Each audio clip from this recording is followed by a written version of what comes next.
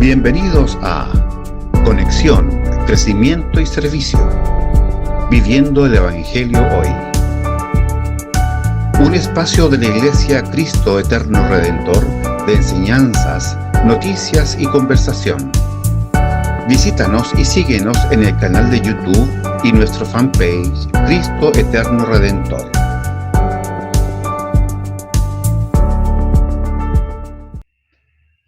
Gusto de saludarles, Dios les bendiga. Soy Arturo Valdebenito, pastor de la Iglesia Cristo Eterno Redentor, dando inicio a un nuevo programa Conexión, Crecimiento y Servicio, Viviendo el Evangelio Hoy. En este día continuamos la serie de enseñanzas sobre la historia de la Iglesia y para eso nos acompaña nuestro hermano Oscar Tapia, quien nos ha guiado en este recorrido tan didáctico y entretenido a través de la historia de la Iglesia desde Cristo en adelante. Así que hoy lo tenemos nuevamente con nosotros y esperamos que Dios lo guíe y nos ayude a comprender mejor la historia. ¿Cómo estás, Oscar? Buenos días, pastor. Muy bien, gracias a Dios. Aquí contento nuevamente de estar dando un nuevo paseo por la historia con los hermanos que se unan. Amén. Vamos a orar entonces para que Dios guíe a Oscar y podamos tener un buen tiempo de aprendizaje y que Dios unja su corazón, su vida y que eso nos ministre a todos también en este día. Vamos a orar. Señor, te damos las gracias por tu infinita misericordia, por lo bueno que tú eres con nosotros, Señor, y por darnos la oportunidad, Señor, de aprender también en este día de tu palabra, Señor, y de la historia de la iglesia y poder recordar y recordarnos, Señor, lo importante que es, Señor, no olvidar cómo tú has obrado en la vida de la iglesia, cómo tu iglesia ha respondido frente a lo que tú enseñas, Señor, los errores y los aciertos, Señor, para que eso nos sirva de sabiduría, nos sirva de conocimiento práctico, real, Señor, para la vida y la iglesia que hoy, Señor, debemos desarrollar. Te rogamos que bendigas a Oscar, que lo uses, Señor, en este día y que podamos aprender junto con él, Señor, de esta maravillosa enseñanza. En el nombre de Jesús, amén y amén. Gloria a Dios. Vamos entonces por el paseo por la historia de la iglesia.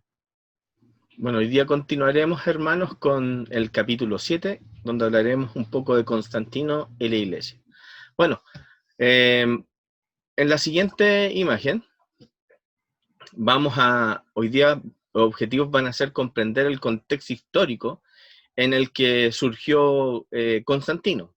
Vamos a ver también la conversión de Constantino y los beneficios que experimentó eso para los cristianos. También vamos a examinar cómo la conversión de Constantino afectó a la iglesia, en algunos casos para bien y en otros para mal, y mostrar una disputa que surgió a finales del periodo entre el obispo de Alejandría y Alejandro y Arrio. Bueno, nuestro estudio de la historia de la iglesia antigua, ahora hemos llegado a la mitad de nuestro camino, ¿ya? Hemos llegado al punto en que un cambio radical está ocurriendo en esta iglesia primitiva. Estamos llegando al punto en el que el emperador cambia de ser un perseguidor de la iglesia a un patrocinador de la iglesia. Y en los inicios del año 300, el primer emperador romano que se convirtió en cristiano tomó el poder total, y este fue el emperador Constantino. Y aquí ocurrió un cambio dramático en la vida de la iglesia y en la vida de la civilización occidental.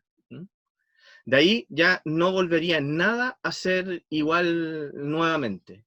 Pero antes de que nosotros sigamos en este avance, y de la conversión de Constantino, vamos a hacernos una pregunta. Y esta pregunta es: ¿qué tan grande había venido a ser la iglesia en el año 300?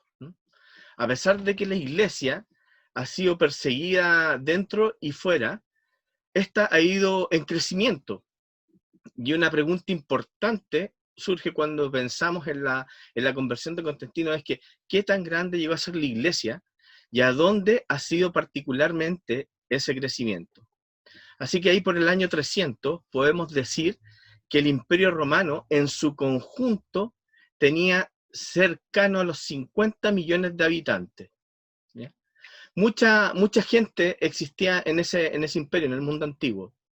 Bueno, hoy día no necesariamente nos parece un gran número conforme a lo que vemos actualmente, pero de esos 50 millones de habitantes en el año 300, por lo menos 7 millones, 7 millones eran cristianos, y eso vendría siendo un 15% de la población romana en todo el imperio. Bueno, tal vez no es un número sorprendente grande ahora en la actualidad, especialmente cuando pensamos que en el propio emperador ahora que estaba convertido. Pero el cristianismo ha llegado una especie de masa crítica en el imperio romano, comenzó a ser. Y se ha vuelto importante en ciertas partes, y en ciertas partes fue crucial en el imperio. Así que en las mejores aproximaciones al cristianismo se ha convertido en la mayor parte de la población en Asia Menor, lo que es actualmente la Turquía moderna. En la siguiente diapositiva podemos ver que esto ha venido a ser una parte cada vez más importante del imperio, y se va a volver a ser más importante en tiempos de Constantino, cuando él establezca su capital en la Constantinopla, en el actual Estambul, en el Estambul moderno.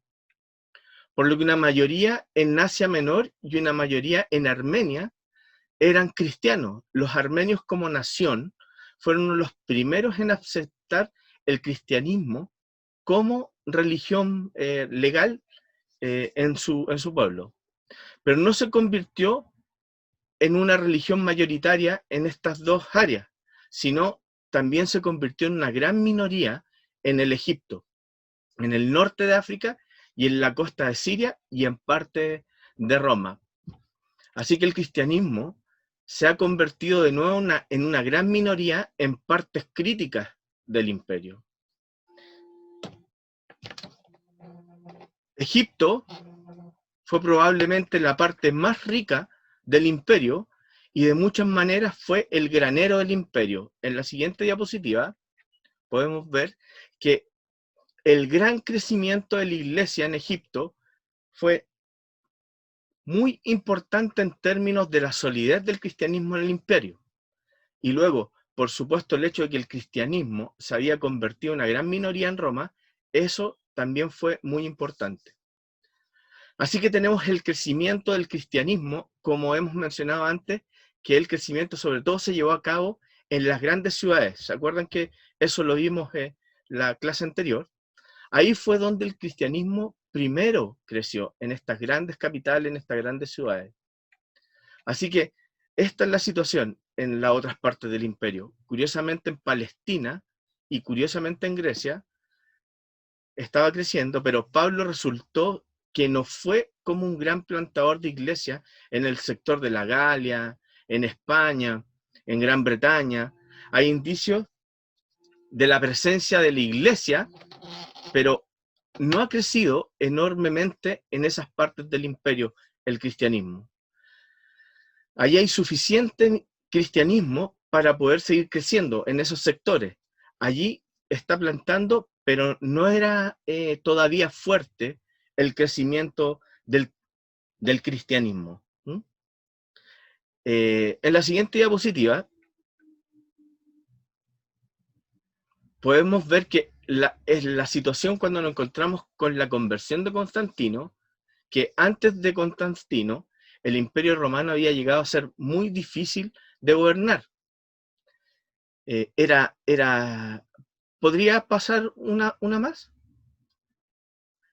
Era tan grande geográficamente, ahí lo estamos viendo en ese mapa, era tan grande geográficamente y los viajes eran tan relativamente lentos, los informes se movían lentamente de un lugar a otro, que el imperio había sido dividido en 4 unidades administrativas. Y en esa unidad administrativa hubo un emperador de Occidente y un emperador oriental. Ahí en el mapa lo podemos ver, el imperio de Occidente y el imperio de Oriente. Y bajo los dos emperadores hubo, los romanos no lo llamaban como lo vamos a llamar, pero se les puede llamar viceemperadores. Hay un emperador y un viceemperador en cada una de las unidades administrativas. Así que existían dos Augusti, el emperador superior era llamado Augusto en cada uno de estos puntos, y había dos viceemperadores, cada uno llamado César. Por lo que el imperio, para fines administrativos, se había dividido de esta manera y ayudó a que la función del imperio fuera un poco mejor con esta administración que ellos crearon. Pero esto había creado una gran cantidad de tensiones, y se había dividido de esta manera y ayudó a que la función del imperio fuera un poco mejor. Pero había creado una cantidad de tensiones y una gran cantidad de celos, y existía mucha competencia entre los emperadores de Oriente y Occidente. Y siempre pensaban quién sería el siguiente Augusto del este o del oeste, o quién ascendería a ser el César. Impresionante, porque en esta época se produce toda esta mezcla, ¿no? del imperio y la iglesia, el Estado y la iglesia. Entonces empiezan a surgir todas estas competencias políticas y religiosas, ¿no? Entre el emperador y los obispos, ¿no? Obispos de esta ciudad. Así que es bien interesante cómo esto progresivamente comienza a transformarse en una guerra política de intereses humanos, y no tanto de la prevalencia del evangelio y la expansión del evangelio. Es bien interesante, ¿no? Exactamente, y así que hay una especie de lucha constante entre uno y otro, como decía el pastor, y esa realidad llevó a la guerra, a muchas guerras en ocasiones entre estos emperadores. Y Constantino llegó a caer en esa situación. Bueno, su padre era un César en el oeste, y luego brevemente él fue reconocido como Augusto en donde él estaba ubicado en Occidente, ¿ya? Y cuando su padre murió, relativamente muy joven, las tropas del padre de Constantino declararon a Constantino como el nuevo emperador. Bueno, en la siguiente diapositiva podemos ver que los familiares de Constantino, esto es bastante interesante, pero en ese tiempo al parecer carecían mucho de imaginación, porque su padre se llamaba Constancio, luego tenemos a Constantino, y tuvo 3 hijos que estos llamó Constancio, Constantino y Constantino nuevamente. Por lo que el último Constantino que le acabo de nombrar, curiosamente, fue declarado emperador por sus soldados en York, en Inglaterra, cuando estaban en Inglaterra. ¿Y qué surgió aquí? Que el problema era que había otro hombre en Italia que pensaba que era el emperador. Y así rápidamente, justo al inicio de la tensión, la guerra civil comienza a estallar en el Imperio Occidente, y Constantino marcha al sur de Italia, y parece que las probabilidades de victoria de él no eran tan buenas, pero al final él es el ganador. Él es victorioso sobre el otro reclamante, sobre este otro hombre que se decía emperador, y en una famosa batalla del puente Milvo fue esta guerra en el año 312. Y ahí se convirtió no solo de nombre, sino de hecho, del emperador de Occidente. Y más tarde comienza a contar la historia que él, cuando marchaba al sur, tuvo una visión de una cruz en el cielo, y que debajo de la cruz habían, de hecho, unas palabras griegas que decían: en este signo vencerás. Eso vio Constantino.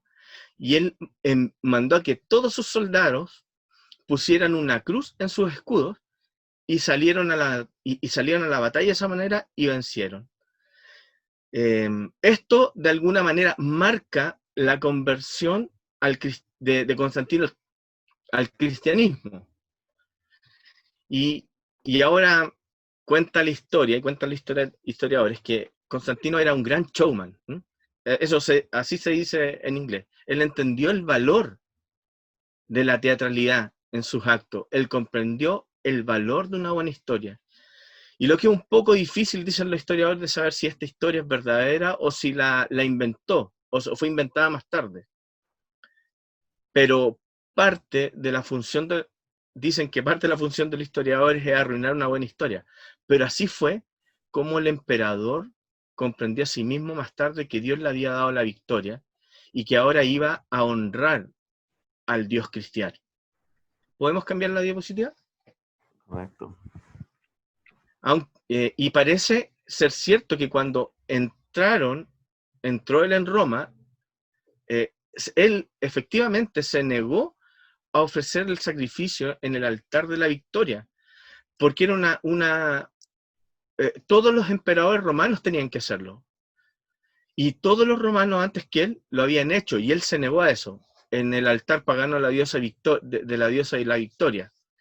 Y así parece que desde temprano hubo algún cambio religioso en Constantino, ya negándose a hacer ese acto de idolatría.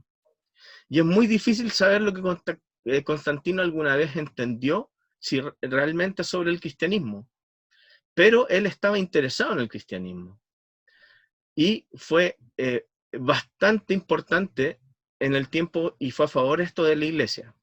Pero la profundidad de ese entendimiento de lo que era el cristianismo, todos los historiadores piensan que es un poco incierto.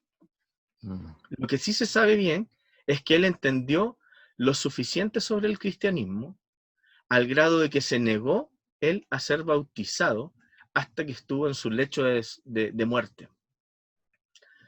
En ese tiempo había muchos en la iglesia de la época de Constantino que enseñaban que después del bautismo, si una persona cometía pecado realmente grave, no podía ser perdonado. Y el asesinato era considerado uno de los pecados graves, y Constantino sabía que si eres un emperador, debes ser capaz de vez en cuando en caer en ese pecado, en el asesinato, en asesinar a alguien. Porque en el cargo de él, como él tiene que tomar decisiones y tomar decisiones contra opositores, él entendía que iba a caer en ese pecado. Y por lo tanto él decía, yo voy a posponer mi bautismo hasta el último momento para que el número máximo de los pecados puedan ser lavados al final de su vida. La siguiente, ¿podemos ver la siguiente diapositiva? Sí, inmediatamente, ahí está. Y ahora la conversión de Constantino, curiosamente, ha sido motivo de controversia en el estudio de la iglesia primitiva, sobre el punto que es específico, si fue bueno o malo para la iglesia que él se convirtiera. Se ha argumentado en varios sentidos en la época de Constantino y sobre eso, y había un obispo de nombre Eusebio de Cesarea. Eusebio de Cesarea a menudo es llamado el padre de la historia de la iglesia, y él escribió algo de la primera historia de la iglesia que se registró en ese periodo. Él escribió sobre la vida de Constantino, y él era un gran admirador de Constantino. Y Eusebio sostenía que Constantino era el cumplimiento de la promesa que Dios había hecho mucho antes a Abraham. A ese extremo llegó Eusebio. Abraham era una especie de principio de la historia redentora por Eusebio. Y la historia de redención alcanza su punto culmine, obviamente, con la venida de Cristo. Con la venida de Cristo, pero la promesa a Abraham, en cierto sentido, se ha cumplido en la conversión de Constantino, porque a Abraham se le prometió, en ti serán bendecidas todas las naciones de la tierra. Y ahora, él decía que la conversión de Constantino estaba llegando a todas las naciones de la tierra, y estaban siendo traídos todos al mundo cristiano. Y ese era un punto de vista occidental en ese tiempo.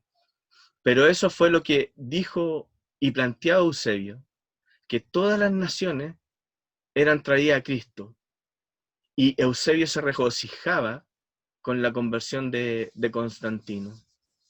En la siguiente imagen, muchos historiadores más modernos han dicho en muchas ocasiones de la conversión de Constantino que fue absolutamente un desastre. O que fue, o al menos muy difícil para la iglesia, ya que a partir de ese momento, toda la historia occidental de la vida de la iglesia y la vida del Estado ahí se entrelazan. Por eso muchos piensan que fue un desastre. Y desde este punto en adelante, en gran parte de la historia occidental, el Estado se convierte en cierta medida en el patrocinador de la iglesia. Se convierte en parte de la forma en que actuaba la iglesia. Y es muy interesante que Constantino se establece como emperador en el año 312. Y en el siguiente año, el 313, la iglesia apela a él para hacer un juicio teológico. Y se plantea una división en la iglesia en el norte de África, ¿ya? Y la iglesia trata de resolver la división.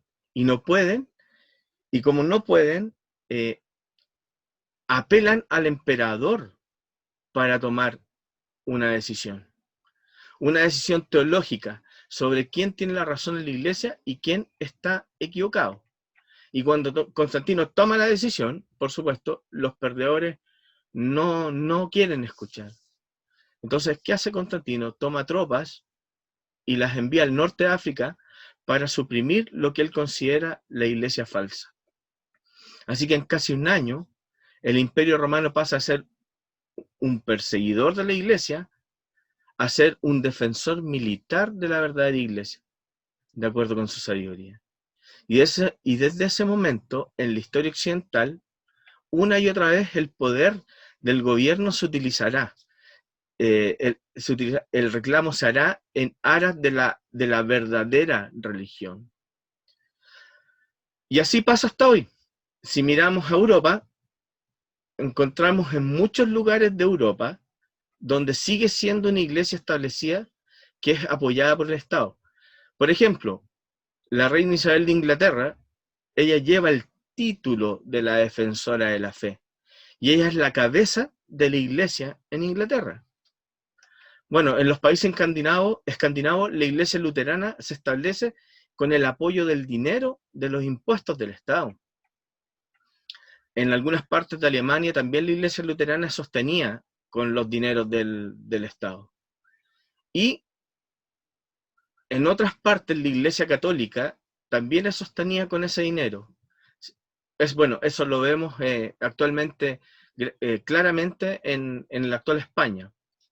Entonces el entrelazamiento de la iglesia y el Estado es una realidad permanente y que está presente hasta el día de hoy. Y eso es realmente todo un producto de lo que comenzó con la conversión de Constantino, este entrelazamiento entre el gobierno, el Estado y la iglesia.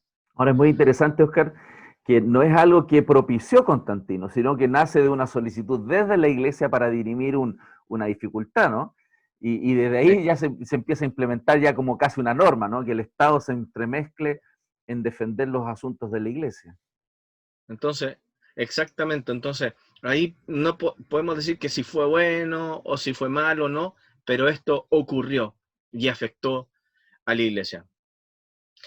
Pero él, sin duda, cambió el curso de la historia occidental, y ese cambio comenzó a tener lugar muy rápidamente. En la siguiente diapositiva podemos ver que Constantino puso antes que todo como una ley que el cristianismo ya era una religión legal. Y es interesante porque Constantino no buscó activamente suprimir las otras religiones. Él permitió que otras religiones fueran legales también, pero sí hizo del cristianismo una religión legal. Y él comenzó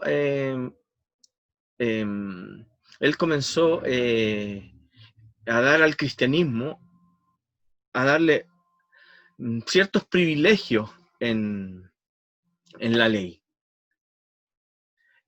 Así que por el año 321 ya se había aprobado una ley que la gente no tenía que trabajar el día domingo, y por lo tanto ya el día de culto cristiano se le daba el estatus de privilegiado en la legislación del Estado. También él permitió que los obispos establecieran tribunales civiles, donde pudieran tomar decisiones de la corte civil. Si, en todo caso, si las dos partes acordaban permitir que el obispo conociera el caso. Así que desde el principio le estaba dando a la iglesia ciertos privilegios y ventajas. Él no estaba persiguiendo, él no perseguía a las otras religiones, pero sí estaba constituyendo la iglesia dentro del marco legal de este imperio, de este gran imperio romano. Y para finales del siglo IV, entre 70 a 80 años más tarde, el cristianismo se estableció como una religión oficial del imperio. Y cada vez más el poder del Estado se utilizaría para suprimir a las otras religiones existentes. Entonces, el cristianismo va de un espacio relativamente pequeño de tiempo de ser una religión perseguida a por lo menos tener el Estado persiguiendo a otras religiones en su nombre. Cambió la situación. Claro, Ya el cristianismo. 80 años aproximadamente, ¿no? Del 321 en adelante, a finales del siglo IV, imagínate, 80, 90 años, impresionante, cómo viene el cambio rotundo, y a nivel de imperial, ¿no? No, esto no estamos hablando de una ciudad ni un país, esto es a nivel del imperio. Increíble cómo se entremezcla la política y la religión. Exactamente. Y ese es un gran cambio para la vida de la iglesia y para la vida de la civilización occidental. Y ahora Constantino inicialmente es solo el emperador del occidente, pero hay un emperador en el oriente que administra todo esto. Y en la siguiente imagen podemos ver que Constantino trató de establecer buenas relaciones con el emperador de Oriente, un hombre llamado Licino. No vamos a hablar mucho de este Licino, pero Licino es el emperador de Oriente. Y Constantino quiere tener inicialmente buenas relaciones con él. ¿Y qué es lo que hace él? Casa a su hermana con este emperador Licino. Y eso era una forma típica romana de tratar de forjar alianzas. Y aquí se muestra lo poco ingeniosos que son los romanos en los nombres. Su hermana se llamaba Constantia. Así que esta relación va bien durante unos 10 años. Y en ese tiempo comienzan a llegar historias a Constantino que Licino, en la parte oriental, está acosando a los cristianos de Oriente. Y, por supuesto, hay más cristianos en el este que en el occidente. Y Constantino se llenó de indignación y también queriendo ser emperador de todo este imperio, de este gran espectáculo. Bueno, probablemente la motivación secundaria era poder tomar todo el imperio él. Él toma su ejército y marcha hacia el este.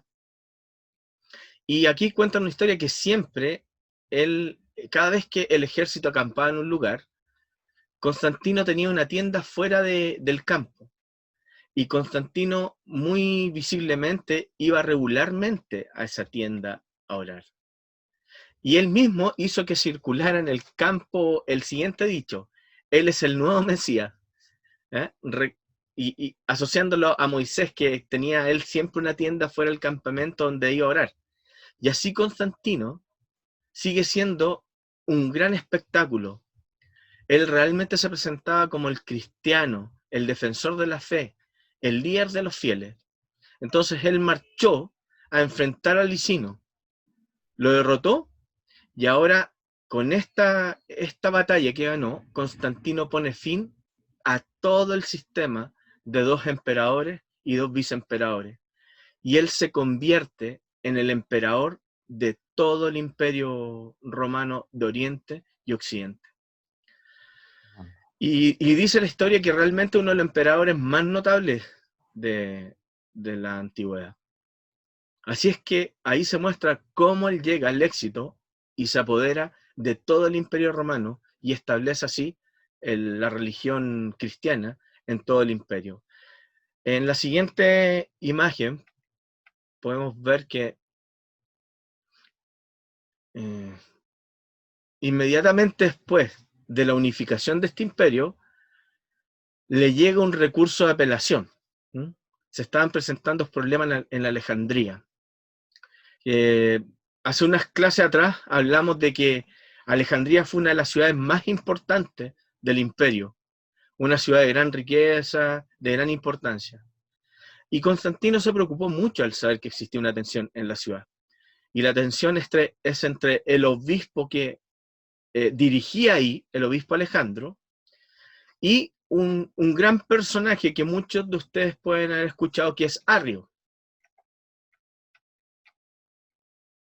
Arrio, él se había convertido en un sacerdote en la iglesia, era un ministro en la iglesia de Alejandría, y Arrio era un predicador muy popular.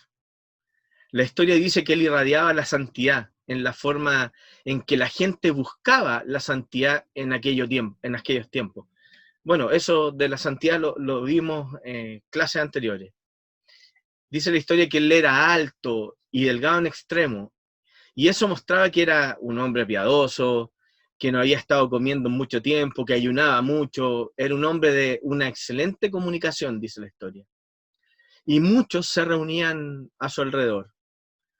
Y varios de sus libros de la historia dicen que una de las mayores seguidoras de este Arrio eran las mujeres, que eran muy atraídas de ellas por su predicación. Y este Arrio era muy popular en la ciudad, pero su enseñanza era demasiado preocupante, ya que él estaba enseñando con toda claridad que mientras Jesús fue un gran maestro, mientras Jesús aún puede haber tenido un alma preexistente, él decía que Jesús no era eternamente divino. Y así Arrio comienza a levantar de una manera muy aguda la temática de quién es realmente Jesús en relación con Dios. Cómo hemos de entender a Jesús en relación con este Dios que todos conocemos. Y Arrio, como un buen vendedor, sabía que si tenía una canción para llevar el mensaje, él realmente podía sellar su mensaje en la mente de la gente. Entonces, en el sentido, fue bastante inteligente este Arrio. Y por lo tanto, Arrio hizo una canción que sus seguidores coreaban en las calles, y las personas de Alejandría comenzaron a tomar esta canción muy, muy en serio. Habían bandas que se peleaban en las calles sobre este tema, y los seguidores de Arrio y Arrio cantaban: hubo cuando él no era. Ese era el canto, hubo cuando él no era. ¿Y qué significaba esa canción? Si Jesús era una criatura que bien existe en algún momento, Dios era cuando Jesús no era. Dios fue cuando el Logos no era, y Dios trajo al Logos a ser.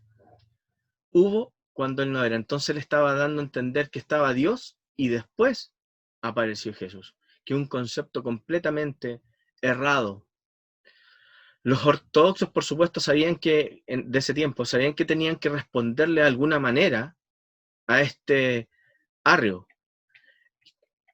Y, bueno, cuenta la historia y nos podemos dar cuenta que muchas veces no tendemos a ser muy originales, y en ese tiempo no fueron muy originales para poder contrarrestar lo que él decía.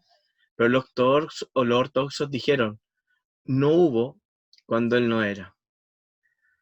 Y lo que significa eso es que si usted puede imaginar un momento en que el Logos no existía, entonces nada habría existido. Está dando a entender que sin Dios y sin Cristo, nada podría haber existido. Entonces son eternos, daba a entender, los dos. Así que la atención a esta temática se vuelve muy intensa en ese tiempo.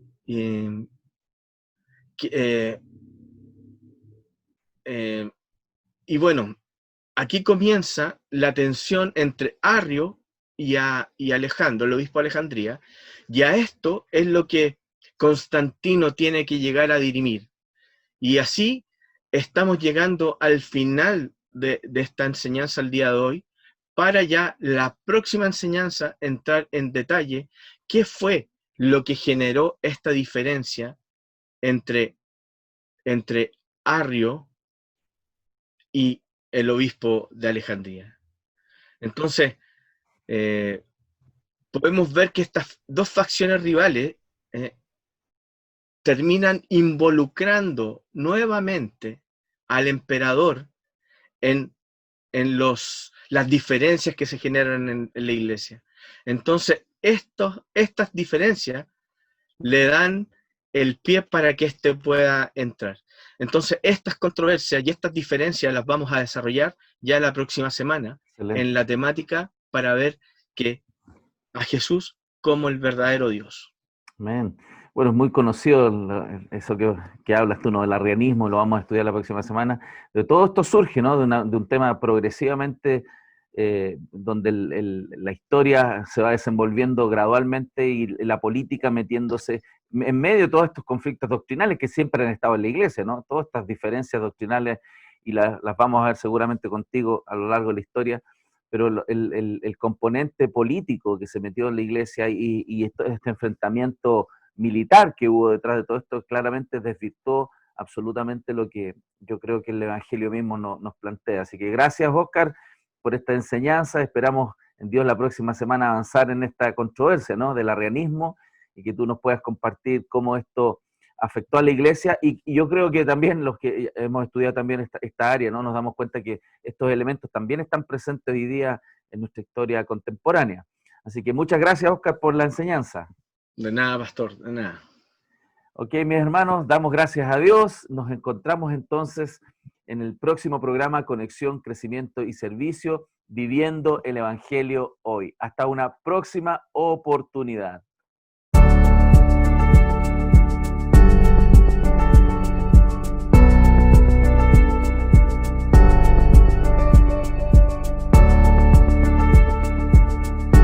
Bienvenidos a Conexión, Crecimiento y Servicio, viviendo el Evangelio hoy. Un espacio de la Iglesia Cristo Eterno Redentor de enseñanzas, noticias y conversación. Visítanos y síguenos en el canal de YouTube y nuestro fanpage Cristo Eterno Redentor.